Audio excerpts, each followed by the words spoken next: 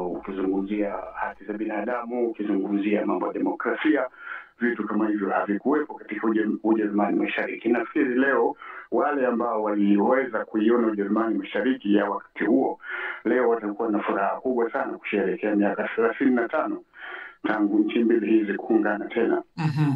Dr. Mwilima, umemsikia mzee Mtulia hapo anasema kwamba Wajerumani ambao hasa walioiona iliyokuwa mashariki na iliyokuwa magharibi wakati nchi hii bado haijaingia kwenye muungano huu, hivi sasa wanaweza kuwa na furaha na vile vile kuwa na fahari kuiona Ujerumani hii ya sasa. Lakini wewe kwa mtazamo wako, hisia za watu wa mashariki zikoje juu ya muungano huu? Kuna majuto, kuna furaha, au kwa ujumla kama anavyosema Mtulia kwamba fahari ipo na furaha pia ipo? Ni si mchanganyiko. Ukiangalia kwa upande mmoja kuna furaha, lakini kwa upande mwingine nadhani pia tumesikia kwenye ripoti hapo kwamba kuna mambo mengi ambayo hayaendi vizuri kule. Tumeona kwamba Ujerumani Mashariki mpaka leo hii bado mishahara yao ipo chini, bado kuna miundombinu yao sio mizuri ikilinganisha na miundombinu ya magharibi. Kwa hiyo kuna changamoto nyingi ambazo zinaendelea, na hasira hizo ukiangalia hata kwa mfano katika siasa za Ujerumani, siasa hizo naona zimepelekwa kwenye upande wa kisiasa. Hata ukiangalia kwa mfano jinsi upigaji kura ulivyo, kwamba tumeona kabisa kwamba Ujerumani Mashariki wamekuwa wakipiga kura za kutuma ujumbe kwa serikali kwamba wanakasirika, hawapendi kwamba katika upande wao wa Ujerumani maendeleo sio mazuri. Kwa hiyo tumeona wakichagua sana hiki chama mbadala, kwa mfano hiki chama cha AfD. Yani hata ukiangalia kwa mfano kati ya kitu ambacho mtu unaweza ukakiona jinsi utofauti wa Ujerumani Magharibi na Ujerumani Mashariki ulivyo, ni ukiangalia ile wanasema ile ramani baada ya uchaguzi. Ukiangalia ramani ya Ujerumani na kuangalia jinsi sehemu mbalimbali zilivyopiga kura, unaona kabisa kwamba upande wa magharibi bado wana vile vyama. Unaona kabisa ramani ile ina rangi nyeusi, rangi nyekundu kuonyesha labda. Tutakuja zaidi huko kwenye hali ya kisiasa Dr. Mwilima, lakini nataka uniambie tu zile hisia za hali ya maisha tu kwa ujumla hapa magharibi. Kama ulivyosikia, wengi watu wana furaha.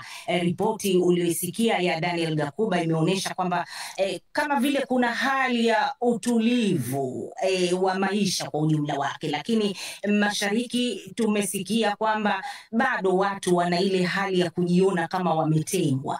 Hiyo hali nataka unieleze wewe kwa unavyoyasikia maoni ya Wajerumani walioko upande huo kwa ujumla wake. Ni hali ambayo wanahisi kama wametengwa, kwa sababu tukumbuke kwamba wakati baada ya ukuta ulipoanguka na Ujerumani mbili zilivyokutana, kwa sababu upande mwingine huo mashariki ulikuwa ni wa kisosialisti. Kwa hiyo vitu vingi vilikuwa ni vya kijamii kwa pamoja. Lakini tukumbuke baada ya ukuta kuanguka na Ujerumani kuungana, wale matajiri na mabepari, Ujerumani Magharibi ilikuwa kuna ubepari ulikuwa umeshaanza.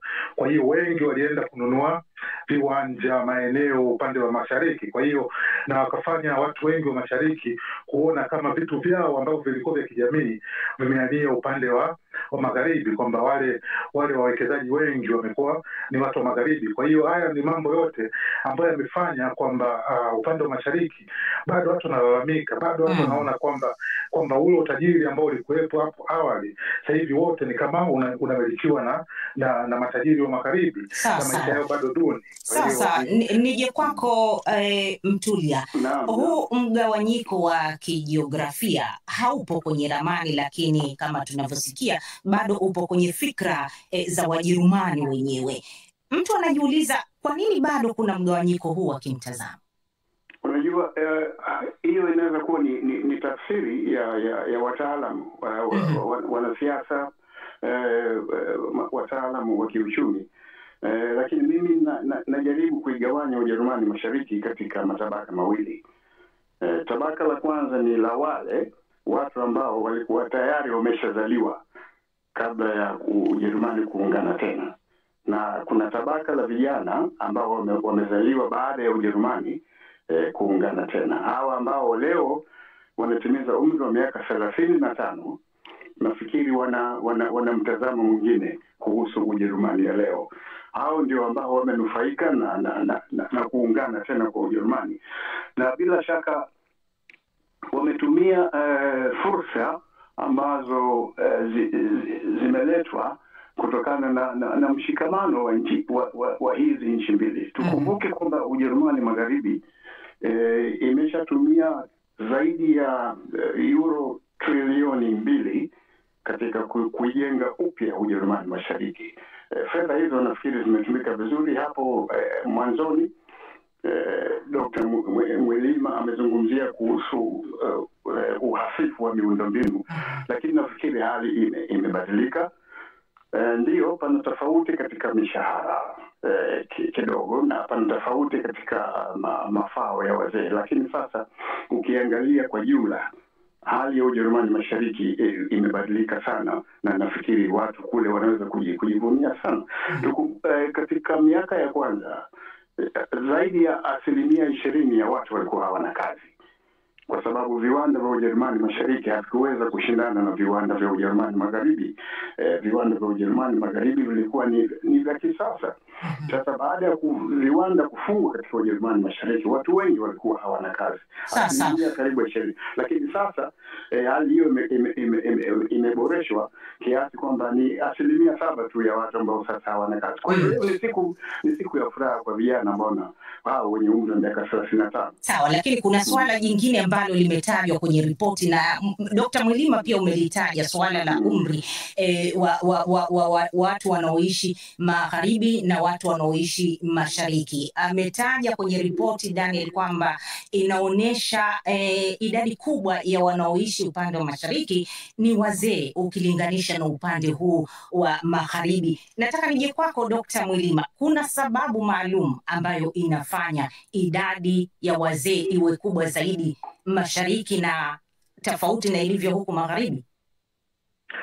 Sababu ipo, kama alivyosema ndugu yangu Mtuli hapo, kwamba vijana wengi wanahama wanaenda magharibi kwa sababu mashariki hamna kazi. Viwanda vingi hauwezi ukalinganisha na viwanda vya magharibi. Mpaka leo ni ngumu sana kupata, labda katika viwanda vikubwa vya hapa Ujerumani ambavyo vinasafirisha bidhaa zao nje, ni ngumu sana kupata viwanda ambavyo vipo mashariki. Kwa hiyo unakuta ajira ipo chini, na vijana wengi kwa sababu wanataka ajira, wanataka kujiendeleza kimaisha, unakuta wanahamia upande wa magharibi. Kwa hiyo inafanya sasa mashariki wanakuwa wamebaki wazee tu ambao hawana vijana wa kuwaendeleza, kuwatunza. Kwa hiyo ni changamoto. Sawa, tuje kwenye upande wa maswali ya wasikilizaji wetu wa maoni. Sijui Saumu, kuna maoni au maswali ya wasikilizaji? Maswali yalikuwa mengi, lakini wengi tupe mawili tu kwamba namna gani walitengana na nini kilisababisha wakaungana, lakini pia wengine walikuwa wanataka kujua faida za kiuchumi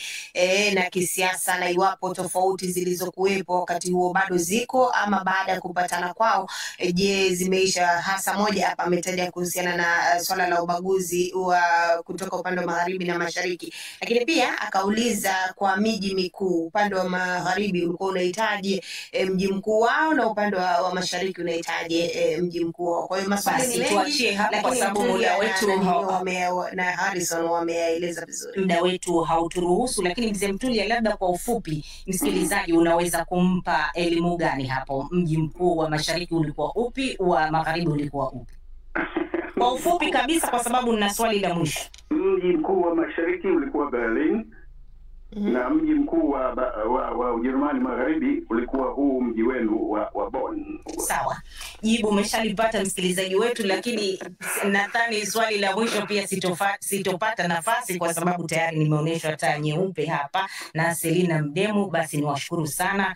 Abdu Mtulia ni mwandishi wa habari mstaafu akiwa hapa Bonn, na Dr. Harrison Mwilima, mchambuzi wa kisiasa na mtaalamu wa masuala ya kidiplomasia. Shukran, na msikilizaji endelea kwa nasi. Asante sana. Mji mkuu wa magharibi ulikuwa ni Bonn na mji mkuu wa mashariki ulikuwa ni Berlin. natumai historia unaidadavua vizuri, kwa sababu ndani ya makala vile tunapokea historia. Mji mkuu wa magharibi ulikuwa ni Bonn na mji mkuu wa mashariki ulikuwa ni Berlin.